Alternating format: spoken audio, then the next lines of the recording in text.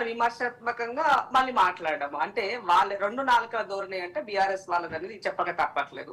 So ఏదేమైనప్పటికీ కూడా అదాని పైన వచ్చినటువంటి ఆరోపణల నేపథ్యంలో సో ఇవాళ దేశవ్యాప్తంగా జరుగుతున్నటువంటి చర్చలో మా ప్రభుత్వం ట్రాన్స్పరెంట్ గా ఉందని చెప్పడానికి నిన్న ముఖ్యమంత్రి గారు ఒక లైన్ ఇచ్చారు.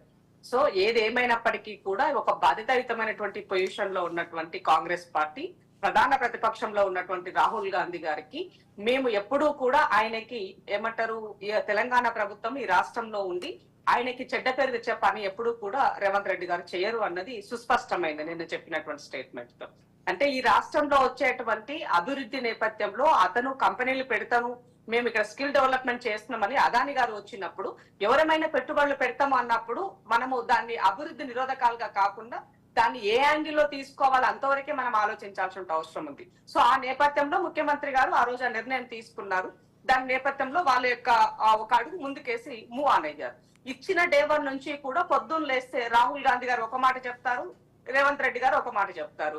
ఇది వీళ్ళు చేస్తున్నటువంటిది. రేవంత్ రెడ్డి గారు కమిషన్ల కోసమే అదాని గారితో పిలిపించి ఇవి చేస్తున్నారని చెప్పేసి మొన్నటి దాకా మాట్లాడినారు. నిన్న గత ప్రభుత్వం బీఆర్ఎస్ హయాంలో ఒక 5 ప్రాజెక్టులకి మీరు ఏ రకంగా మీరు ఒప్పందాలు చేసుకున్నారు, మీ ముడుపులు ఏమున్నాయి, వీటిపైన మనం చర్చిద్దామని సవాల్ ఇస్తారు. దమ్ముంటే ఆ చర్చకు రావాలి. ఆ చర్చ వదిలేసి ఇవాళ చేసినటువంటి దాని అంటే జరిగినటువంటి నేపథ్యంలో ఈ సొసైటీలో ఒక అకౌంటబిలిటీ వైపు ఉండాలని ప్రభుత్వం అనుకున్నప్పుడు, ట్రాన్స్పరెన్సీ వైపు ఉండాలనుకుంటున్నప్పుడు దానికి సమాధానం ఇస్తే కూడా తప్పు తప్పు అనట్లేదు. కానీ ఇక్కడ ఏంటంటే శోభన్ గారు యాక్చువల్లీ ఇక్కడ ఏమంటారంటే అదాని మీద ఆరోపణలు ఈ నిన్ననో మొన్నో స్టార్ట్ అయినవి కాదు. గత ప్రభుత్వ హయాంలో 2019 నుంచో లేకపోతే అంతకు ముందు నుంచి కూడా కాంగ్రెస్ పార్టీ అదాని, అంబానీ, మోదీ దోస్తాని అన్నది మీరు చెప్తూ వచ్చారు. అలాంటి ఆరోపణలు చేసిన తర్వాత కూడా దావోస్కి వెళ్తారు, అక్కడ వెళ్ళి మీరు ఒక ఒప్పందం చేసుకొని దానికి చేస్తారు. రామన్నపేట డ్రైపోర్టుకు సంబంధించి దాదాపుగా 380 ఎకరాలకు సంబంధించి ఒక అగ్రిమెంట్ చేసుకునే ప్రయత్నం చేస్తారు. కొడంగల్లో డైరెక్ట్గా ఆయన సొంత నియోజకవర్గంలోనే, ఆయన సొంత జిల్లాలోనే సిమెంట్ ఫ్యాక్టరీకి పర్మిషన్స్ ఇచ్చేస్తారు. ఇలాంటివన్నీ చేస్తారు.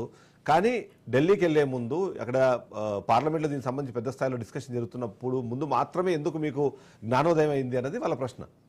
ఇప్పుడు ఇదంతా ఎప్పుడు జరిగింది? అమెరికాకి సంబంధించినటువంటి ఇతను లంచాలు తీసుకున్నాడు దాని పేరు నుంచి డైరెక్ట్ అక్కడ అయిన తర్వాత కదా మరి ఈ నిర్ణయం తీసుకుంది.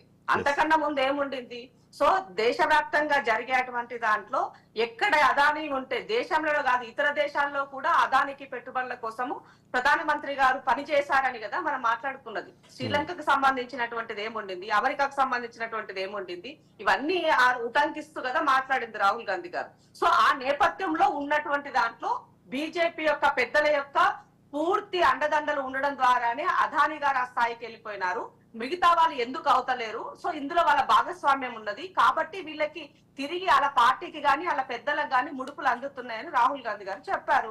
సో ఆ నేపథ్యంలోనే ఇవాళ జరిగినటువంటి దాంట్లో ఈ రాష్ట్రంలో తెలంగాణలో అధికారంలోకి వచ్చిన తర్వాత ప్రభుత్వ పరంగా ఒక నిర్ణయం జరిగినప్పుడు ఆ నిర్ణయానికి కట్టుబడి ఉండాల్సిన బాధ్యత ముఖ్యమంత్రి గారి పైన ఉంది. కట్టుబడి ఉన్నారు. కానీ ఇవాళ అమెరికాలో వచ్చినటువంటి ఆరోపణల నేపథ్యంలో తప్పకుండా దాన్ని రెక్టిఫై చేసుకోవాల్సిన బాధ్యత కూడా మా పైన ఉన్నది. సో ప్రజలకి జవాబుదారితనంగా ఉండాలంటే ఏం చేయాలి? జరిగిన తప్పుడు జరిగేటువంటి వాటిని సరిదిద్దుకోవాల్సిన బాధ్యత ఉంది. కాబట్టి ఆ నేపథ్యంలో రేవంత్ రెడ్డి గారు నిన్న ఒక ప్రెస్ మీట్ పెట్టి 3 రోజుల నుంచి పదే అదే విధంగా కేటీఆర్ మాట్లాడుతున్నటువంటి రేస్ కుక్కలకి అదే ముచ్చట చెప్తున్నటువంటి వాళ్ళకి అది కాదు ఇది జవాబు అని ఆయన చెప్పడం జరిగింది. సో దీనిని మనం ప్రశంసించాలి తప్ప దీంట్లో కూడా విమర్శలు వెతుక్కోవడం అనేది సరి అనేది కాదు. బట్ ఒకటి చెప్తాను, ఏ పార్టీ అయినా కూడా ఏ ప్రభుత్వం అయినా కూడా ప్రజల సంక్షేమ దృష్ట్యా ప్రజలకి న్యాయం జరగాల, అభివృద్ధి జరగాలని అనుకున్నప్పుడు పెట్టుబడులు పెట్టడానికి వచ్చినప్పుడు వాళ్ళని ఎంత అకౌంటబిలిటీ, ఎంత ట్రాన్స్పరెన్సీగా ఈ వ్యవస్థ పనిచేస్తుంది అన్నది మాత్రం గమనించాల్సినటువంటి విషయాన్ని మాత్రం గుర్తు చేస్తున్నా ఈ సందర్భంగా.